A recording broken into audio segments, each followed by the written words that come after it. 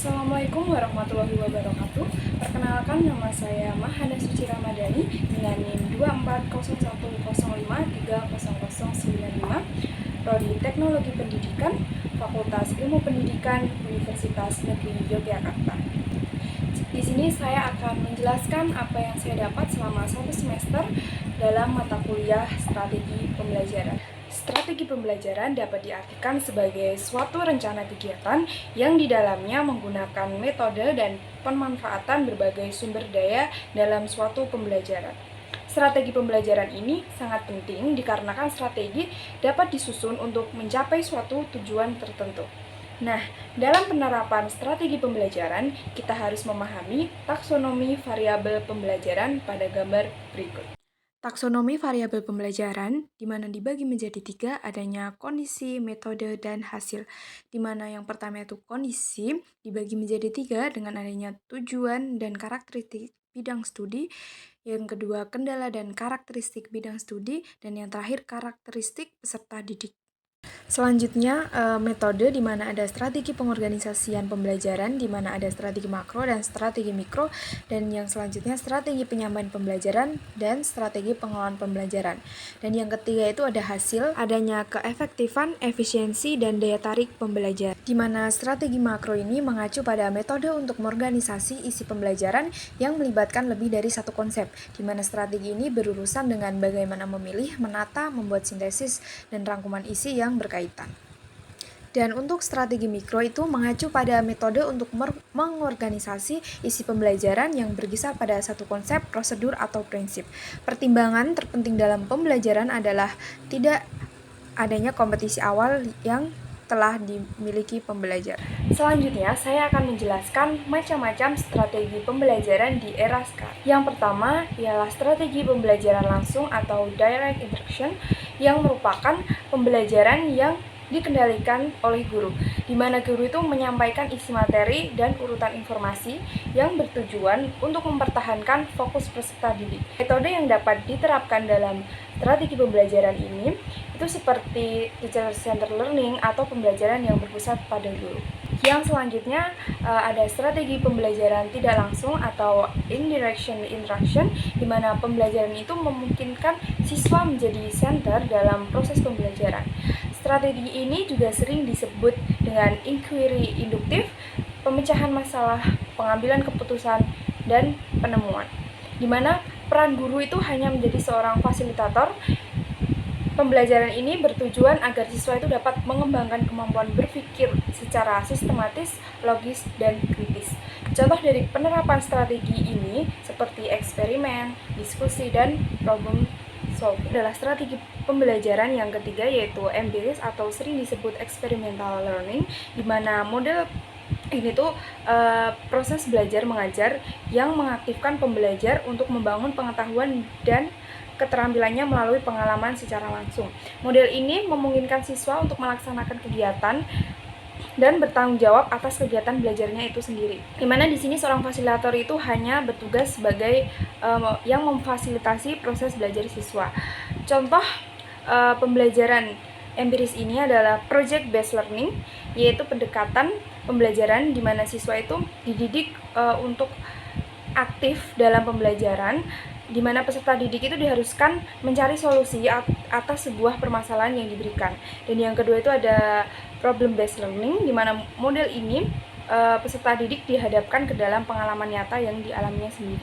Selanjutnya ialah metode discussion approach to interaction atau pembelajaran diskusi, yang merupakan metode pengajaran yang efektif dalam menciptakan lingkungan belajar yang interaktif, partisipatif, dan mendorong berpikir kritis. Siswa ini dapat terlibat aktif dalam proses belajar yang menciptakan tanggung jawab bersama. Walau membutuhkan konsentrasi yang besar, namun pendekatan ini tuh memberikan manfaat yang mendalam untuk siswa. Selanjutnya itu adalah simulation approach atau strategi pembelajaran simulasi, di mana menurut Carlos N. Reglut, pakar dalam bidang desain instruksional, alat atau teknik yang digunakan untuk merepresentasikan situasi atau sistem dunia nyata dalam bentuk yang sesederhana mungkin dan interaktif. Nah, strategi ini tuh bertujuan untuk meningkatkan pemahaman dan keterampilan peserta didik dengan memungkinkan mereka mengalami dan berinteraksi dengan skenario yang menyerupai dunia nyata. Diharapkan siswa itu dapat membuat keputusan dan bertanggung jawab atas keputusan tersebut. Nah, peran guru di sini sebagai penjelas, pelatih, dan memimpin diskusi. Contoh dari metode ini itu adalah role playing atau bermain peran, peer teaching atau latihan mengajar oleh siswa kepada teman sebayanya. Dan yang terakhir itu adalah strategi pembelajaran self-regulated learning atau SLR, yaitu strategi pembelajaran mandiri di mana kegiatan individu yang belajar secara aktif sebagai pengatur proses belajarnya sendiri. Mulai dari merancang, merencanakan, memantau, mengontrol, dan mengevaluasi secara mandiri untuk mencapai tujuan dalam belajar. Dan selanjutnya itu adalah strategi pembelajaran di era modern ini. Ada design market based instruction, di mana strategi ini memanfaatkan market visual seperti kode QR atau simbol AR khusus yang dapat dipindai menggunakan perangkat digital untuk menampilkan informasi dalam bentuk augmented reality atau AR. Tujuan utama dari strategi ini tuh untuk memberikan pengalaman belajar yang imersif dan interaktif, terutama dalam menyampaikan materi yang sulit divisualisasikan secara tradisional. Ini tuh sangat berguna dalam bidang seperti teknik, kedokteran, atau pembelajaran spasial. Dan yang kedua adanya designing collaboration production of digital media, di mana strategi ini menekankan pembelajaran berbasis kolaborasi antar peserta didik dalam menciptakan produk media digital seperti video, podcast, blog, atau presentasi interaktif. Dalam pendekatan ini, siswa tidak hanya sebagai konsumen informasi, tetapi juga sebagai produsen konten. Kegiatan ini memperkuat keterampilan komunikasi, kreativitas, kerja tim, dan berpikir kritis, serta mendukung konsep pembelajaran berbasis proyek atau project-based learning. Dan yang ketiga itu adalah designing game for learning, di mana pembelajaran berbasis game atau game-based learning ini merupakan pendekatan yang menggabungkan elemen permainan dalam pembelajaran formal. Peserta didik belajar melalui pengalaman bermain game yang dirancang dengan tujuan interaksional tertentu seperti menyelesaikan tantangan, mengumpulkan poin, atau menyelesaikan level tertentu. Game edukatif yang dirancang secara baik dapat meningkatkan keterlibatan, motivasi, dan pembelajaran yang menyenangkan. Dan yang keempat adanya designing instructional coaching, di mana strategi itu mengadopsi pendekatan coaching dalam konteks pendidikan, di mana guru atau fasilitator berperan sebagai pendamping pembelajaran yang aktif memberi umpan balik, bimbingan personal, dan membantu peserta didik mencapai tujuan belajar mereka. Fokus utamanya adalah mendukung perkembangan profesional guru dan peningkatan hasil belajar siswa melalui pembinaan yang sistematif dan berbasis hubungan interpersonal.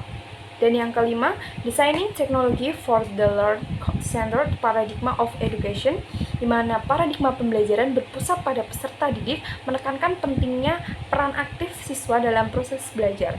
Dalam konteks ini, teknologi dirancang untuk mendukung personalized learning, memberikan pilihan dan kontrol kepada siswa sepenuhnya, serta memfasilitasi pengalaman belajar yang adaptif dan bermakna. Strategi ini berfokus pada pemanfaatan teknologi yang sesuai dengan gaya belajar, minat, dan kebutuhan masing-masing peserta didik.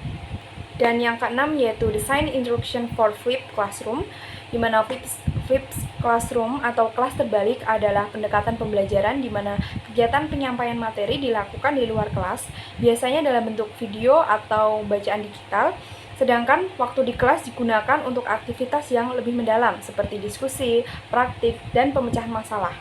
Tujuan utama pembelajaran ini untuk memaksimalkan interaksi dan pemahaman konsep melalui pembelajaran aktif dan kolaboratif. Selanjutnya itu adalah gamification design for instruction, di mana gamifikasi adalah strategi yang mengadaptasi mekanisme permainan seperti sistem poin, lencana, papan peringkat, tantangan, dan hadiah untuk diterapkan dalam pembelajaran tanpa harus membuat game utuh. Nah, strategi ini bertujuan untuk meningkatkan motivasi, keterlibatan, dan retensi belajar dengan memberikan pengalaman belajar yang menyenangkan dan kompetitif.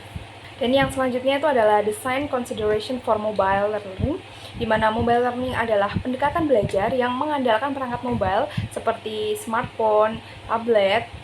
Dalam mendesain pembelajaran berbasis mobile ini tuh perlu memperhatikan beberapa aspek seperti kesederhanaan antarmuka, ukuran layar, durasi konten, serta aksibilitas secara offline maupun online. Strategi ini tuh sangat relevan dalam konteks pembelajaran yang fleksibel, kapanpun dan dimanapun konten itu dapat diakses dan siswa dapat belajar dimanapun itu. Terakhir ialah designing just-in-time instruction, di mana strategi itu merancang pembelajaran yang disediakan tepat saat peserta didik membutuhkannya, bukan secara rutin atau jadwal tetap. Contohnya itu adalah panduan singkat saat menggunakan aplikasi baru, video, tutorial saat mengerjakan proyek, atau infografis yang muncul saat mengalami kesulitan. Nah, pendekatan ini tuh sangat cocok untuk pembelajaran yang berbasis kebutuhan praktis dan efisiensi waktu, serta mendukung kemandirian belajar. Tak terasa kita sudah mencapai akhir video. Mohon maaf jika ada kekeliruan dan kekurangan dalam video ini. Saya mohon maaf. Terima kasih. Wassalamualaikum warahmatullahi wabarakatuh.